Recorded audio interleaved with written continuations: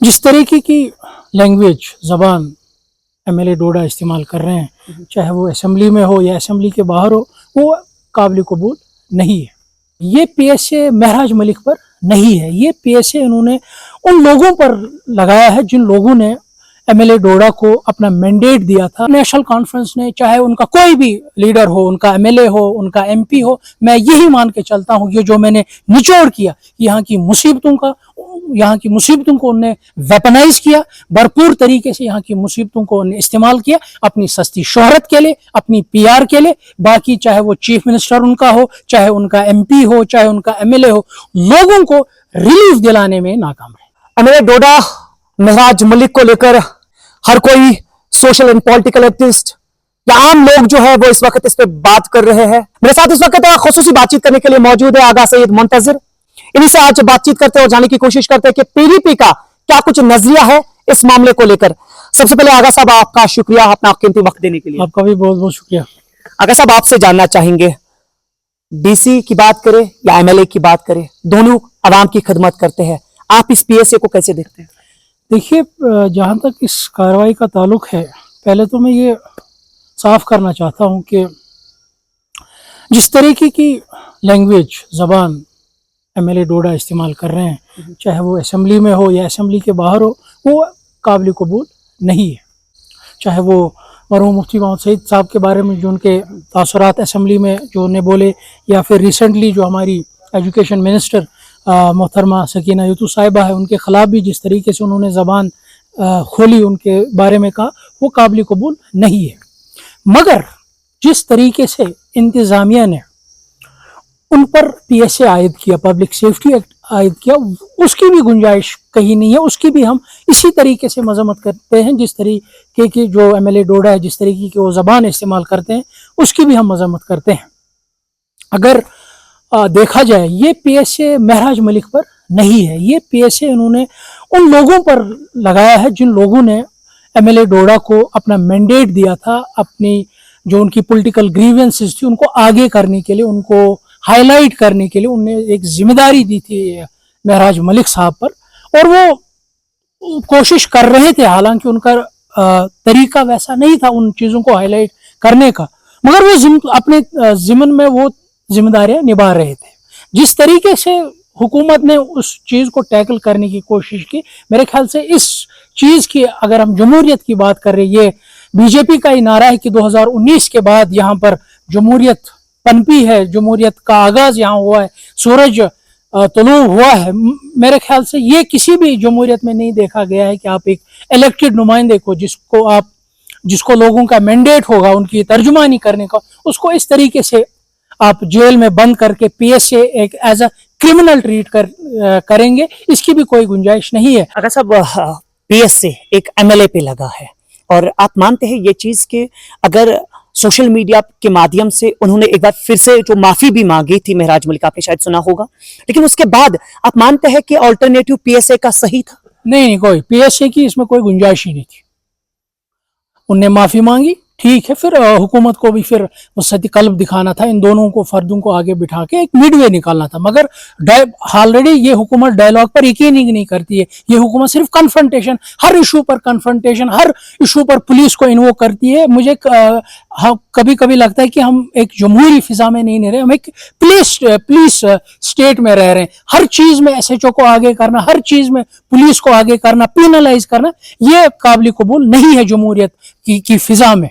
अगर सब पीएसए लगने के बाद लोग घरों से बाहर निकले, तमाम डोडा के लोग घरों से बाहर निकले, और वहां पे सेक्शंस भी लगाए गए, इंटरनेट स्नैप किया गया, आप मानते हैं कि लोगों के जो हुकूक है उनको भी छीनने की कोशिश? बिल्कुल, ये तो उसकी अक्कासी कर रहा है, क्योंकि दो जनों की बात ही इन्होंने पूरे चुनाव खुदे को इसमें इस्तेमाल किया, इन्वॉल्व किया। अब इनको कर्फ्यू लगाना पड़ रहा है, क्या इंटरनेट काटना पड़ रहा है, वो देख रहे कि ये कैसा एक टेरराइज, पेनलाइज लोगों को कर रहे हैं। आप क्या मिसाल देना चाहते हैं कि ये आज एमएलए का हाल है, अगर कल को गरीब भी ऐसे आवाज उठाएगा, फिर तो उसको ये एक प्रेसिडेंट सेट की ब्यूरोक्रेसी ने या बीजेपी ने कि अगर आप लोगों के हुकूक की बात करोगे, आपको भैया अंदर जाना है। इसका मकसद यही है कि कहीं जहां से भी लोगों के हक में आवाज उठे, उस आवाज को दबाना और जम्मू कश्मीर के लोगों को penalize करना, उनको डिह्यूमनाइज करना। जो भी इस प्रोजेक्ट में आगे आता है, जिनको लगता है कि इसकी आवाज से, इसकी एक्शन से जो हमारा डिह्यूमनाइजिंग प्रोजेक्ट रुक रहा है, उसको ये साइड पर कर लेंगे ही कर लेंगे। अगर साहब मजहबी रहनुमा होने के साथ साथ आप कोर्ट के हवाले से जब हम जिक्र करते हैं उस पर भी आपका अच्छा नजरिया है। आपसे मैं जानना चाहूँगा, लोग भी कह रहे हैं कि 6 महीने तक जो है पीएस से नहीं हटाया जा सकता है, यानी 6 महीने तक जो है उन्हें रिलीज नहीं किया जा सकता है किसी भी फर्द को जिससे भी पीएससी लगता है। क्या आपको लगता है कि महराज मलिक को जल्द से जल्द रिहा किया जाएगा, और क्या जो है इसमें हो सकता है, क्योंकि पीएससी लगा है, एक बड़ा एक्ट है, क्या कुछ इसमें जो है आने वाले वक्त में देखने को मिल सकता है? देखिए, इसमें मेरे ख्याल से इस वक्त हाई कोर्ट का क्रिटिकल रोल है।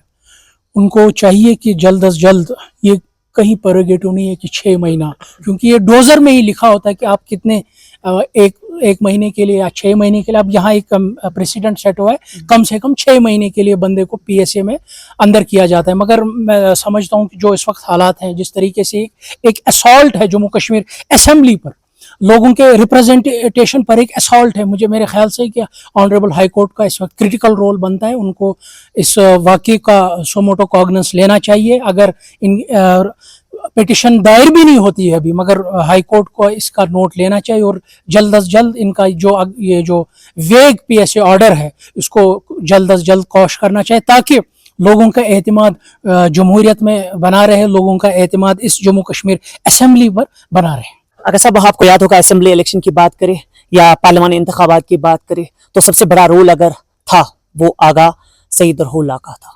और कल जाके आपने साउथ कश्मीर में उनकी जो स्पीच है वो सुनी होगी, जिसमें प्रेस बाइट में उन्होंने कहा कि मैं किसी भी पॉलिटिकल पार्टी के साथ मेरी वाबस्तगी नहीं है। क्या आप मानते हैं कि इस बार जिस तरह से इन्होंने रुख बदल लिया, क्या आप मानते हैं कि वो अकेला पड़ गए? देखिए, जहां तक उनका ताल्लुक है, मैं ये डिवीजन ऑफ लेबर समझता हूँ कि पार्टी ने ये लगाया है कि आप ऐसे बोलो, हम ऐसे बोलेंगे।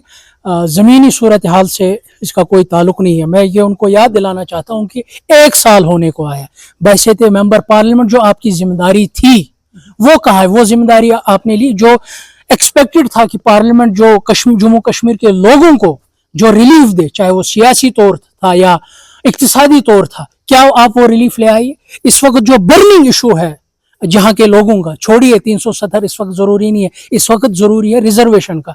कैसे हमारे बच्चों को दीवार के साथ लगाया जा रहा है, उसका क्या हुआ? आपने तो जिम्मेदारी ली थी उनकी कि ये होगा वो होगा, मगर क्या हुआ? अब ये चीज मानते हैं कि जो ग्राउंड सतह पे हो रहा है वो कहीं ना कहीं सतह सही तरीके से काम नहीं आ रहा है, लेकिन पर्दे के पीछे इसमें कुछ खास है, ये मानते हैं? देखिए, पस पर्दा क्या है अल्लाह ताला जाने, मगर जो हमें यही लग रहा है कि रिलीफ, चाहे वो सियासी मामलों पर हो या जो रोजमर्रा के इश्यूज हैं लोगों के, जो उन्होंने कहा 200 यूनिट फ्री देंगे, गैस सिलेंडर्स फ्री देंगे, ये करेंगे वो करेंगे, लोगों की मुश्किलात में आसानी नहीं हो रही, बल्कि दिन ब दिन लोगों की मुश्किलात बढ़ती ही जा रही है। अगर साहब आपको लगता है कि अगर रहुल्ला नेशनल कॉन्फ्रेंस को छोड़ सकते हैं?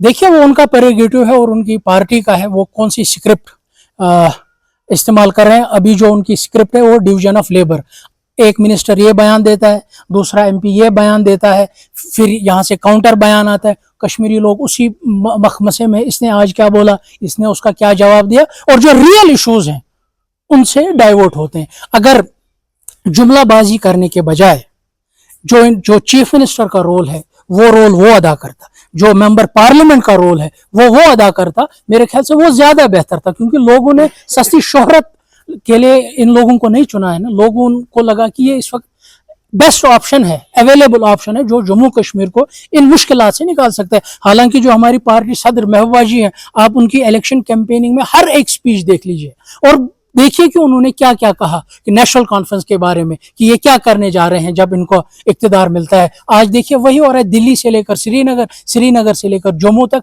वही सब कुछ तो हो रहा है कि बिल्कुल सस्ती शोहरत के लिए यहाँ की मुसीबतों को वेपनाइज किया गया और हुसूल इक्तिदार, इनका मकसद सिर्फ और सिर्फ हुसूल इक्तिदार था। अगर साहब बडगाम कॉन्स्टिट्यूंसी के लोग कह रहे कि हम सियासी तौर पर यतीम हैं और हमारा कोई चुना हुआ लीडर नहीं है जिसे अपनी फरियाद वो कहे, हर कोई यही गिला शिकवा कर रहा है, बुलाकर क्या बाईपोल्स के बारे में कोई अपडेट हमारे नाजरीन तक आप पहुंचाना चाहेंगे? देखिए, ये तो ढकी छुपी बात है नहीं कि हिंदुस्तान में जम्मू कश्मीर एक वाहिद स्टेट है जो यतीम है। اور اگر جموں کشمیر میں کوئی ایسی جگہ ہے جو یتیم ہے, جو ادرائزڈ کی گئی ہو, وہ بڈگام کانسٹیچوئنسی ہو یا جنرل ہم بات کریں ڈسٹرکٹ بڈگام ہے.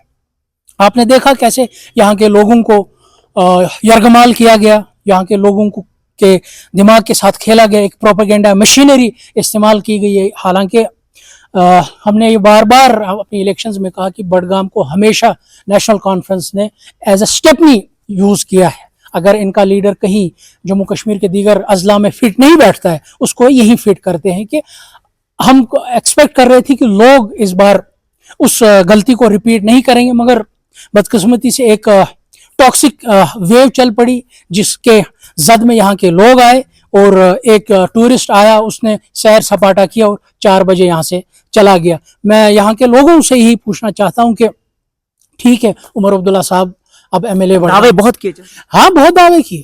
اگر عمر عبداللہ صاحب یہاں کے ایم ایل اے نہیں ہیں, مگر وہ وزیر اعلیٰ تو جموں کشمیر کے ہیں, یہ تو جموں کشمیر کا حصہ ہے. کون سا ریسیپروکیٹ جو یہاں کے لوگوں نے بھروسہ عمر عبداللہ کو دیا تھا ایز اے چیف منسٹر, کیا انہوں نے اس بھروسے کا ریسیپروکیٹ کیا؟ نہیں کیا.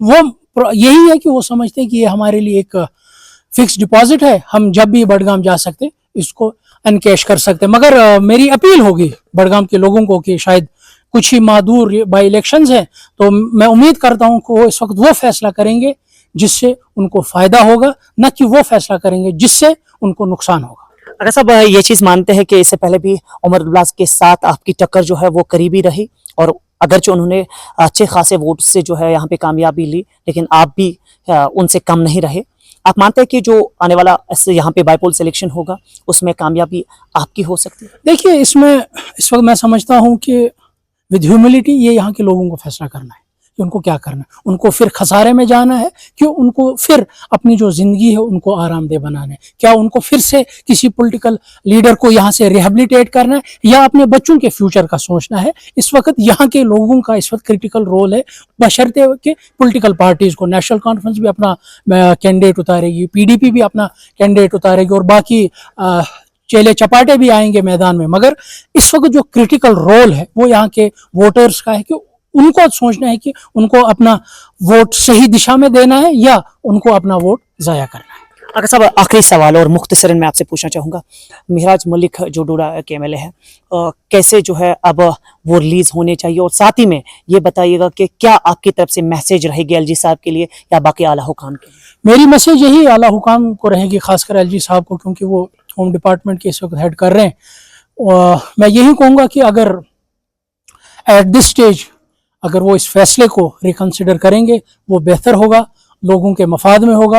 اور جو لوگوں نے اعتماد اسمبلی جموں کشمیر اسمبلی کو دیا تھا 2024 کے الیکشن میں, وہ اعتماد بحال رہے گا, اور ایک غلط پریسیڈنٹ سیٹ ہونے سے بچے گی کہ اگر کوئی لیڈر یہاں شور اٹھاتا ہے, کوئی ایم ایل اے یہاں اپنا فلیگ ریڈ فلیگ کرتا ہے یا منسٹر ریڈ فلیگ کرتا ہے, کہ اس کو جیل میں بھرا جائے گا. یہ کہیں نہ کہیں ایک غلط پریسیڈنٹ جا رہی ہے. اس پریسیڈنٹ کو اگر روکنا ہے, اگر ہمیں دعویٰ کرنا ہے کہ ہم ایک ہیلدی ڈیموکریٹک سوسائٹی میں رہتے ہیں, تو ایل جی صاحب بھی ایٹ دی مومنٹ اس فیصلے کو ریکنسیڈر کر کے لوگوں کے جذبات اور احساسات کو ان کو قدر کرنی چاہیے.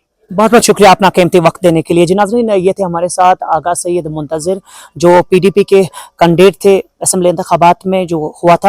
اور آپ سب کو بتائیں کہ مہراج ملک کے چرچے اس وقت ہر جگہ پہ دکھنے کو مل رہے ہیں. کیا کچھ آنے والے وقت میں ہوگا وہ بھی آپ تک ہم پہنچائیں گے.